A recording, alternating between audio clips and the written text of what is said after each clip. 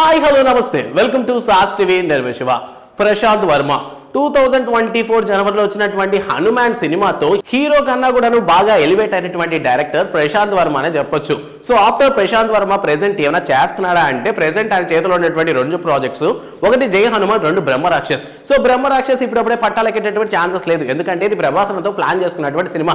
ఆడజన్ సినిమాలో line up లో ఉన్నాయి. సో ఆబ్వియస్లీ టైం పడుతుంది. ఇక సెకండ్ వర్షన్ లో జై హనుమాన్ సినిమా గురించి మాట్లాడుకుంటే సినిమాకి సంబంధించి మంచి ఎలివేషన్ క్రియేట్ అయింది. అండ్ నెక్స్ట్ ఎవరు ఉండబోతున్నారని.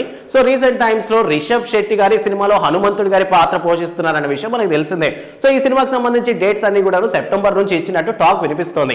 ఇక ఓవరాల్ గా సినిమాకి సంబంధించినటువంటి ఇప్పుడున్న ఇంట్రెస్టింగ్ టాపిక్ ఏంటంటే సినిమాలో చాలా మంది క్యామియోస్ ఉండబోతున్నాయని చెప్పి. సో ఇందుకు గల కారణం ఏంటంటే ఈ సప్త చిరంజీవులు ఎవరైతే ఉన్నారో, అంటే 7 చావులైనటువంటి వాళ్ళు ఎవరైతే ఉన్నారో, సో వాళ్ళందరికి సంబంధించి క్యారెక్టర్స్ ని మూవీలో చూపించబోతున్నారంట. లైక్ అశ్వత్థామ కావచ్చు, హనుమంతుడు కావచ్చు, బలి చక్రవర్తి కావచ్చు, పరశురాముడు కావచ్చు. సో ఈ సప్త చిరంజీవులు ఎవరైతే ఉన్నారో సో వాళ్ళందరినీ సినిమాలో ఇంక్లూడ్ చేయాలంటే ఎవరిని కూడా తగ్గించకూడదు, ఎందుకంటే ప్రతి క్యారెక్టర్ కూడాను ఒక ఎలివేట్ అయినటువంటి క్యారెక్టర్ పురాణాల్లో. సో అందువల్ల చిన్న చిన్న హీరోలు పెట్టడానికి కుదరదు. ఒక మంచి పేరున్నటువంటి యాక్టర్స్ ని తీసుకొచ్చి పెట్టాలన్నమాట. మనకి ఎలాగైతే సముద్ర గని గారిని తీసుకొచ్చి పెట్టారో లైక్ అటువంటి వర్షన్లు అయినా పెట్టగలగాలి.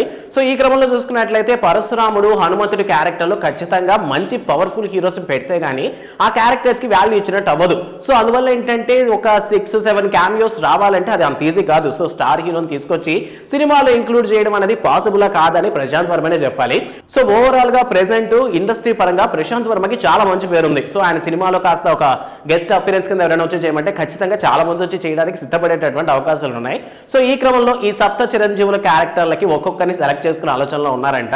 సో ఓవరాల్ గా 2026 లో ఈ సినిమాని మన ముందర తీసుకొచ్చే ఆలోచనలో ఉన్నారు ప్రశాంత్ వర్మ. ఇక ఆఫ్టర్ ఈ జై హనుమాన్ సినిమా యొక్క ప్రాజెక్ట్ కంప్లీట్ అయిన తర్వాతనే నెక్స్ట్ బ్రహ్మరాక్షస్ ప్రాజెక్ట్ మీదకి వెళ్ళబోతారంట ప్రశాంత్ వర్మ.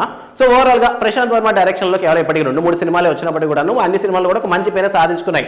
సో హనుమాన్ మాత్రం చాలా మంచి పేరుని సాధించుకుంది. అండ్ ఇండియా వైడ్ గా కూడా హనుమాన్ కి మంచి ఆదరణ లభించింది కదా. సో ఓవరాల్ గా ప్రశాంత్ వర్మ చేతిలో ఉన్నటువంటి మిస్ అయినటువంటి ప్రాజెక్ట్ ఏంటన్న విషయం మీకు ఐడియా ఉంటుంది. సో ఆ విషయాన్ని కామెంట్ సెక్షన్ లో మాతో పంచుకోండి.